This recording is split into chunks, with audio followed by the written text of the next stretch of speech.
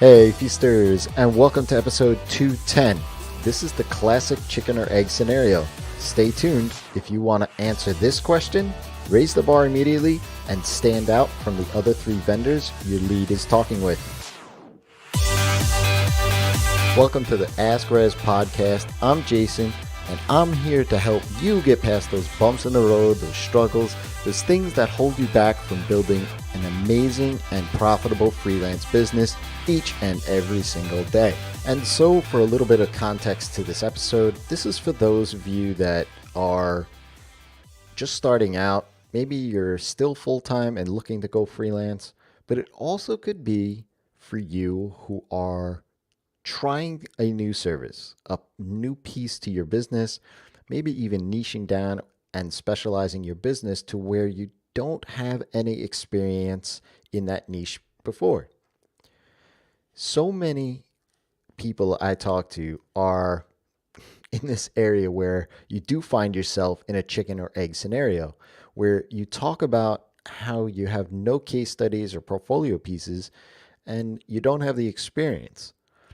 You find yourself paralyzed because of it, and you don't move forward with anything because you get stuck. I want to share with you 3 tips that don't require anything other than a conversation with a client and or lead when you don't have the experience. First thing is you want to find out why they're talking to you. Unless they're a friend of yours or an existing client, there's some reason for why you were talking with them. Maybe it was that they had a previously bad engagement. Maybe someone referred them to you. Maybe they found you online and like what you do, but are unsure if you can help them because they don't see any of the same type of businesses that they are that you've worked with in the past. Whatever it is, find out, because that will give you a quick insight into what is attractive about you to them. Simply ask, how did you find out about me, before starting the conversation? Or if during the course of the conversation, they seem a little bit unsure if you can help, ask them, look, I get it. There are a lot of choices out there, and I totally respect that. May I ask why you are talking with me about your project? This leads me into the second tip, which is getting clear about the problem, not just from your perspective, but making sure that the lead is also very clear. You want them fully engaged and crystal clear about the problem that they want solved. Echo back what they are asking you for. State everything that you hear back to them to make sure that there is clarity on what is being asked for and the goals that they want to achieve, and make sure that those things are very, very specific.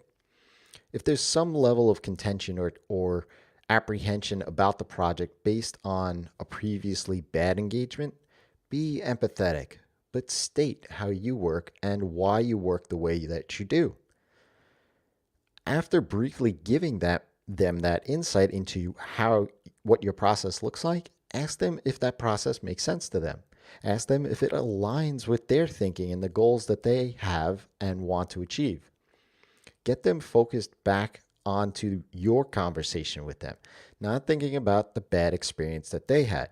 Remember, you don't have to defend anything that the other person did. You don't even know who that person is. Which leads me to the final point, is that you want to be empathetic throughout the whole conversation, right?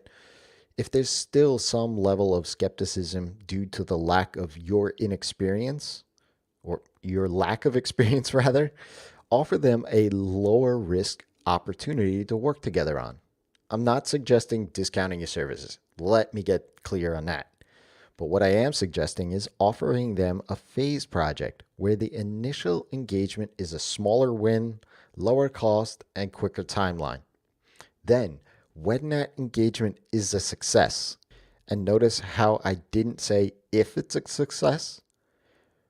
When it is a success, talk again about moving forward with a larger piece of the project. Most of your leads and clients will come to you by word of mouth, especially when starting out. If you are engaged in conversation, oftentimes they haven't even looked at your portfolio or website. There is a trust factor by proxy since they came to you from someone else that they trust.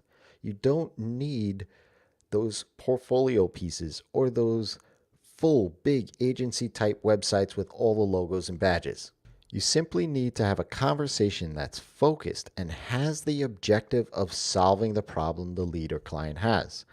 That will prove to them that you are thinking strategically and pragmatically about solving their problem when others are stumbling or just trying to close the sale.